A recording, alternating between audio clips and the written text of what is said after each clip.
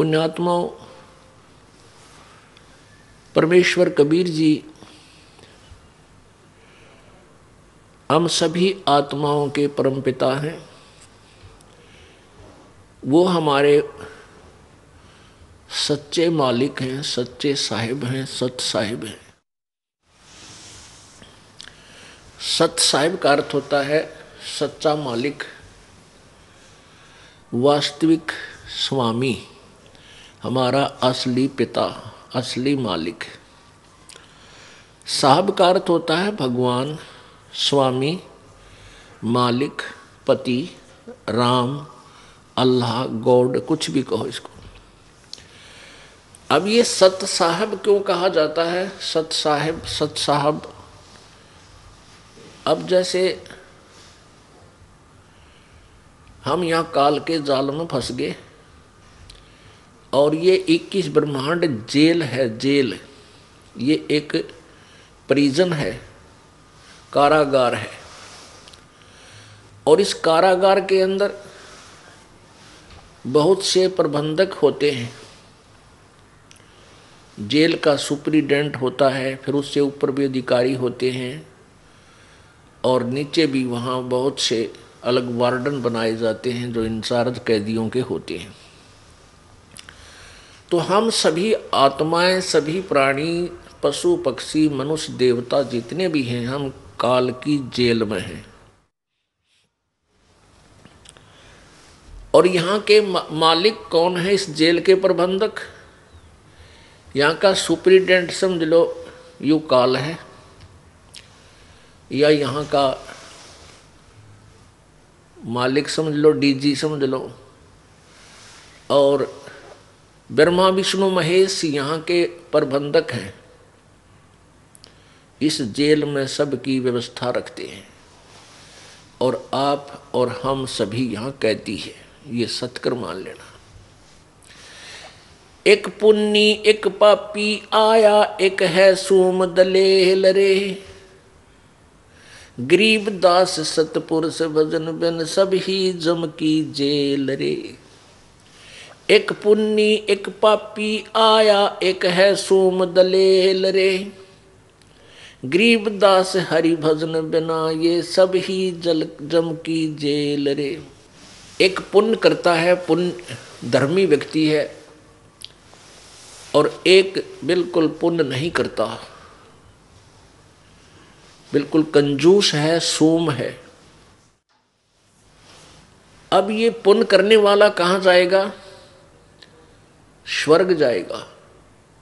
और स्वर्ग में अपने पुण्यों को समाप्त करके कहाँ आएगा? नरक में जाएगा। क्योंकि जब तक हम कबीर परमेश्वर जी की शरण में परम संत के माध्यम से नहीं जुड़ते हैं, तब तक प्राणी को, चाहे वो किसी भी देव की भक्ति करता है, चाहे ब्रह्म साधना करता है, चाहे परब्रह्म साधना करता है, चाहे वो ब्रह्मा विष्णु महेश या अन्य देवताओं की और अन्य पूजाएं करता है, उसको वर्क डन मिलेगा। जैसा किया वैसा फल उसको भोगना होगा। पुण्यों का अलग अकाउंट होगा और पाप का अलग होगा। तो पुण्य स्वर्ग में और पाप नरक में। फिर कुछ मिले जुले ऐसे संस्कार निर्धारित किए हैं जो 84 लाख प्रकार के प्राणियों की, पशु पक्षी, जीव जंतु, जल के जंतु, इन सभी की योनियों में भी आपने भोगना पड़ेगा। एक पुण्य करने वाला, एक पापी, और एक है सोम दलेल रे। एक कति कंजूस है, दान पुण्य करता नहीं। तो ये सभी कहते हैं काल की ही जेल में है। वो पुण्य करने वाला भी स्वर्ग में पहुंच गया, वहां पुण्य खत्म होते, नरक के बाद 84 लाख योनियों के इस कोल्लू के चक्कर में गिर जाएगा। अब हम सत साहिब को डिफाइन कर रहे हैं। सच्चे मालिक सत साहब की परिभाषा बता रहे हैं आपको।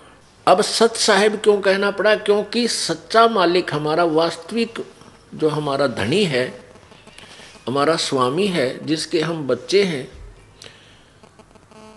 वो कबीर देव है, कबीर साहब। देव कहो, साहब कहो, राम कहो, अल्लाह कहो, गॉड कहो, ये सभी भाषा भिन्न और उपमात्मक परमात्मा के नाम हैं। अब जैसे एक तहसीलदार साहब, फिर एसडीएम साहब, फिर डिप्टी कमिश्नर साहब, मंत्री साहब एक प्रांत में, और मुख्यमंत्री साहब, फिर प्रधानमंत्री साहब और राष्ट्रपति साहब, ये सभी साहब हैं। इसी प्रकार हमने प्रभु को समझना है, प्रभु की परिभाषा समझनी है। अब एक ब्रह्मांड में केवल 3 लोक के ऊपर रजगुण ब्रह्मा जी, सतगुण विष्णु जी, तमगुण शिव जी एक एक विभागीय मंत्री हैं। एक ब्रह्मांड को समझो एक प्रांत है, और हम इसमें बंद हैं। हमारे प्रबंधक हैं ये तीनों मंत्री। ये क्यों हमें यहां रोके हुए हैं? क्योंकि हमने एक गलती की थी सतलोक में। उस गलती के कारण हम आज तक दंड भोग रहे हैं। वो दंड तो ये उसका इतना बड़ा पैमाना हो गया हमारे लिए, इतना बड़ा दंड बन गया कि 84 लाख योनियां भी उसी कारण से आज हम भोग रहे हैं। क्योंकि हम अपने पिता को भूलकर उस सच्चे मालिक को, सच्चे साहब को, सत साहब को भूल गए। इस झूठे नकली साहब के ऊपर हम आकर्षित हो गए। कौन? किसके ऊपर? इस ब्रह्म ज्योति निरंजन के ऊपर।